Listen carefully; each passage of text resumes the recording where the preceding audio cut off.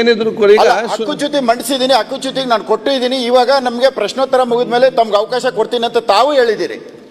ನಾನು ಇವಾಗ ಅದನ್ನ ಕೇಳ್ತಾ ಇದ್ದೀನಿ. ನೋಡಿ, ನೀವು ಹಕ್ಕುಚ್ಯುತಿ ಕೊಟ್ಟಿದ್ದೀರಿ. ಹೌದು, ಸಚಿವರ ಮೇಲೆ. ಹೌದು ಅಲ್ಲ, ಅದಕ್ಕೆ ಕಾನೂನು ಸಚಿವರು ಬರ್ತಾರೆ, ಅವ್ರು ಬೇಕು, ಅವ್ರು ಬಂದಾಗ ಚರ್ಚೆ ಮಾಡುವ. ಸಭಾಧ್ಯಕ್ಷರ, ಇದು ಕಾನೂನು ಸಚಿವರಿಗೆ ಬರೋಂತ ಸಬ್ಜೆಕ್ಟ್ ಅಲ್ಲ ಇದು. ಆಯ್ತು, ಗರ್ಭಿಣಿ ಎಲ್ಲ ನೀವು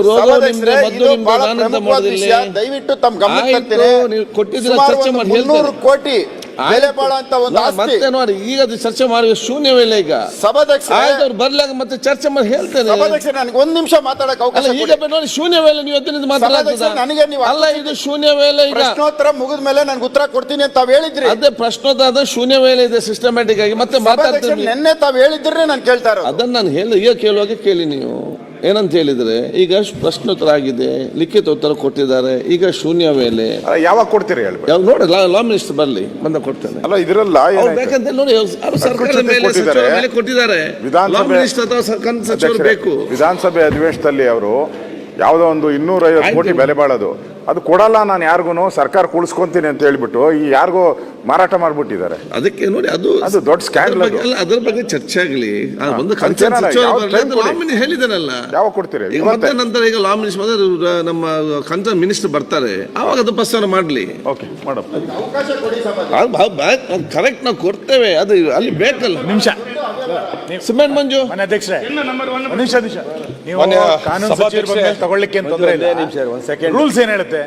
ಕ್ವಶನ್ ಅವರ್ ಆದ ತಕ್ಷಣ ಹಕ್ಕುಚ್ಯುತ ತಗೊಳ್ಬೇಕು ಅಂತ ರೂಲ್ಸ್ ಹೇಳುತ್ತೆ. ನೀವು ರೂಲ್ಸ್ ಕ್ವಶನ್ ಅವರ್ ಆದ ತಕ್ಷಣ ಹಕ್ಕುಚ್ಯುತ ತಗೊಳ್ಬೇಕು ಅಂತ ಹೇಳುತ್ತೆ. ನೀವು ಕಾನೂನು ಸಚಿವರು ಬಂದ ನಂತರ ತಗೊಳ್ತೀರಿ. ಹಕ್ಕುಚ್ಯುತ ನೋಡಿ ಕೇಳಿ, ಹಕ್ಕುಚ್ಯುತಿಯಲ್ಲಿ ಬೇರೆ ವಿಚಾರ. ಹಕ್ಕುಚ್ಯುತಿ ಕೊಟ್ಟ ತಕ್ಷಣ ನನಗೆ ಬೇಕಾದ ಕಮಿಟಿಗೆ ರೆಫರ್ ಮಾಡ್ಬೋದು. ಇಲ್ಲಿ ಮಾತಾಡಲಿಕ್ಕೆ ಅವಕಾಶ ಕೊಡ್ಬೇಕಂತ ಇಲ್ಲ. ಇದು ಸಚಿವರ ಮೇಲೆ ಮತ್ತು ಸರ್ಕಾರದ ಮೇಲೆ ಕೊಟ್ಟ ಕಾರಣ ಬರಲಿ ಅಂತ ನೋಡುವ. ಒಂದು ಉತ್ತಮ ಸಕಾರಾತ್ಮಕ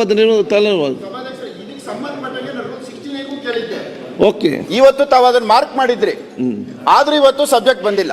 ಅಲ್ಲ, ಇವತ್ತು ಬಹಳಷ್ಟು 69 ಇದೆ, ನಾಳೆ ಕೊಡುವಾಗ ಸಭಾಧ್ಯಕ್ಷ ನಾಳೆಗೆಲ್ಲ ಓಡಾಬಿಟ್ ಮೇಲೆ ಈ ಸಬ್ಜೆಕ್ಟ್ ಹೋಗ್ಬಿಡುತ್ತೆ. ಕೊಡುವ ಆ ಒಂದು ಅವ್ಯವಹಾರಕ್ಕೆ ಸಹಾಯ ಮಾಡ್ದಂಗಾಗತ್ತೆ. ಆಯ್ತು, ಈಗ 4 ಇವತ್ತು 69 ಇವತ್ತು 300 ಕೋಟಿ ಅವ್ಯವಹಾರಕ್ಕೆ ಬರ್ಲಿ. ಬಂದಾಗ ಸಚಿವರು ಬಂದಾಗ ಕೊಡ್ತೇನೆ, ಮಾತಾಡಿಗೆ ಅವಕಾಶ ಕೊಡ್ತೇನಲ್ಲ. ಸಿಮೆಂಟ್ ಮಂಜು, ಸಿಮೆಂಟ್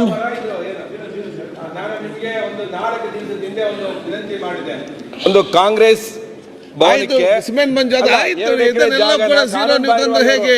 ಪ್ರತಿಯೊಂದು ಕೂಡ ಝೀರೋ ಬೇಕು ಮಾತಾಡುವಾಗ ಬೇಕಂತ ಹೇಳಿ ಮಾತಾಡಲಾಗ್ತದೆ. ಆಯ್ತು, ಈಗ ಸಿಮೆಂಟ್ ಮಂಜು ಮಾತಾಡಿ ಕಾಲಿಂಗ್ ಕೊಡುವ ಅಂತ ಹೇಳಿದೆ ನಾನು. ಕಾಲಿಂಗ್ ಕೊಡುವ ಬಂದಿಲ್ಲ ಅಂದ್ರೆ 3 ದಿವಸ ಆಯ್ತು, ಕ್ಯಾರಿ ಫಾರ್ವರ್ಡ್ ಆಗ್ತಾ ಇದೆ, ನಾಳೆಗೆ ಕೊಡುವ. ಸಿಮೆಂಟ್ ಮಂಜು ಅವರೇ, ಮಾನ್ಯ ಸಭಾಧ್ಯಕ್ಷರೇ, ಸಕಲೇಶಪುರ ವಿಧಾನಸಭಾ ಕ್ಷೇತ್ರದಲ್ಲಿ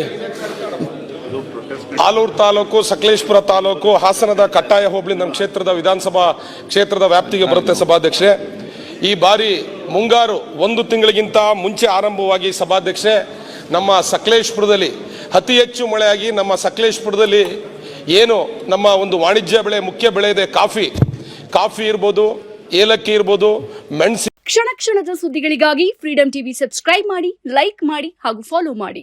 ಹೊಸ ಸುದ್ದಿಗಳ ನೋಟಿಫಿಕೇಶನ್ಗಾಗಿ ಬೆಲ್ ಐಕಾನ್ ಮೇಲೆ ಕ್ಲಿಕ್ ಮಾಡಿ.